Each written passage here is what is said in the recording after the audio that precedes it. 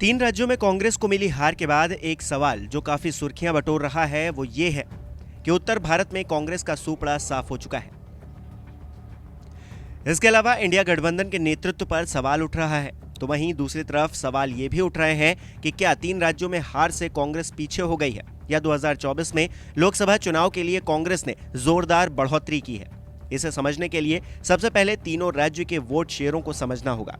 Vote share में कांग्रेस कितना आगे है, जिसका असर 24 के चुनाव पर भी देखने को मिल सकता है, हम आपको इसी वीडियो में बताते हैं। दरअसल कांग्रेस के जनरल सेक्रेटरी जयराम रमेश ने 4 दिसंबर की सुबह एक ट्वीट किया। इसका मजमून कुछ ऐसे समझिए कि तीन राज्यों की हार से दुखी तो हैं, लेकिन नाउम्मीद बिल्कुल भी नहीं है। ट्वीट में उन्होंने विस्तार से चुनाव का गणित समझाने की कोशिश की, कांग्रेस और बीजेपी का वोट शेयर दिखाया और कहा उनकी पार्टी बीजेपी से बहुत पीछे नहीं है।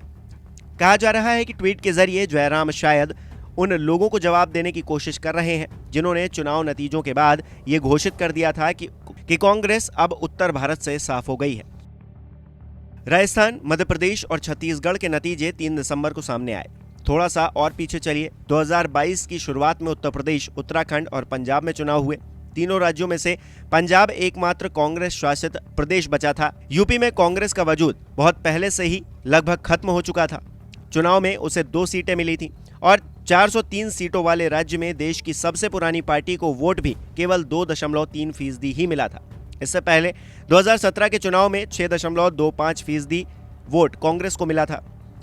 उत्तराखंड में द्विपक्षीय मुकाबला था, लेकिन कांग्रेस को 19 सीटों से ही संतोष करना पड़ा। बीजेपी ने सरकार रिपीट की, हालांकि कांग्रेस का वोट शेयर बढ़ा। 2017 में उसे 33.5% वोट मिले थे, जो कि 2022 में 37.91% हो गए। बीजेपी को उससे 6% ज्यादा वोट मिले, लेकिन कांग्रेस की सबसे ज्यादा भद्द पिटी पंजाब में, जहां उसकी सरकार थी। 117 विधानसभा सीटों वाले इस राज्य में कांग्रेस को मिली सिर्फ 18 सीटें और यहां पहली बार आम आदमी पार्टी ने अपनी सरकार बनाई। यहां कांग्रेस का वोट शेयर 38.64% से गिरकर 23% रह गया। 2022 के अंत में गुजरात और हिमाचल प्रदेश में भी चुनाव हुए। गुजरात में 2 दशक से ज्यादा से बीजेपी की सरकार है, इस बार भी रिपीट हुई, लेकिन हिमाचल में कांग्रेस बीजेपी को सत्ता से बाहर करने में कामयाब हो गई। यहां कांग्रेस को 44% वोट मिले, जबकि बीजेपी को 43%। कांग्रेस ने 40 सीटें जीतकर सरकार बनाई तो बीजेपी 25 पर ही लटक गई। अब लौटते हैं अभी हुए राजस्थान, मध्य प्रदेश, छत्तीसगढ़ के चुनाव पर। तीनों राज्यों में इस बार बीजेपी ने जीत दर्ज की और एमपी में तो भगवा दल को प्रचंड बहुमत भी मिला। 2018 में इन तीनों ही राज्यों में कांग्रेस ने सरकार बनाई थी। हालांकि 2020 में सिंधिया गुट के बीजेपी में शामिल हो जाने के बाद से एमपी में कांग्रेस की सरकार गिर गई और शिवराज चौहान एक बार फिर से मुख्यमंत्री बन गए। राज्य में 230 सीटों में 2018 में बीजेपी को यहां पर 41.02% वोट मिला, जबकि कांग्रेस 40.89% वोट हासिल कर पाई। 2023 की बात करें तो बीजेपी को 48.55% और कांग्रेस को 40.40% वोट मिला। 2018 के मुकाबले 2023 में कांग्रेस का वोट शेयर सिर्फ 0.49% घटा। छत्तीसगढ़ की बात करें तो इस बार कांग्रेस को 42.23% वोट मिले, जबकि बीजेपी को 46.27% वोट मिले।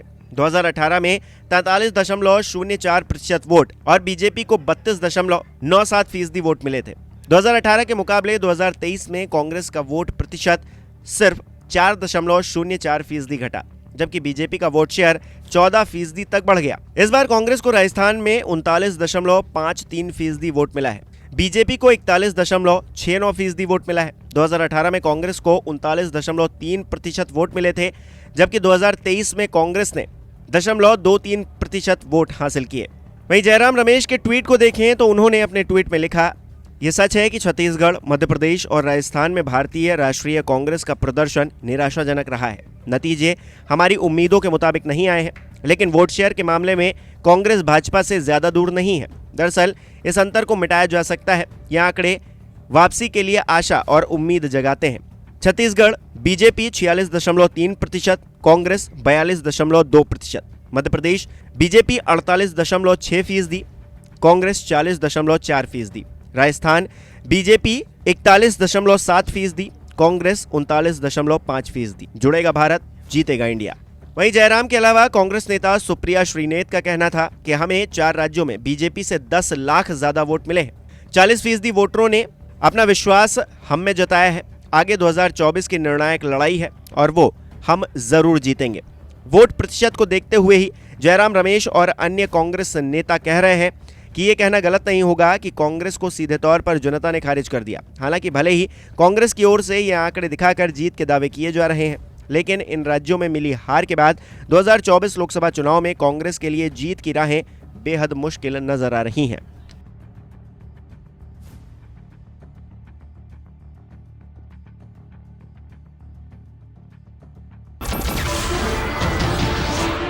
नमस्कार, मैं हूं मानक गुप्ता। अगर आपको हमारा ये वीडियो पसंद आया हो तो इसे लाइक और शेयर जरूर करें और हां, हमें सब्सक्राइब और फॉलो करना ना भूलें ताकि आप देश और दुनिया की कोई खबर मिस ना करें। तो जुड़े रहिए हमारे साथ और देखते रहिए न्यूज़ 24।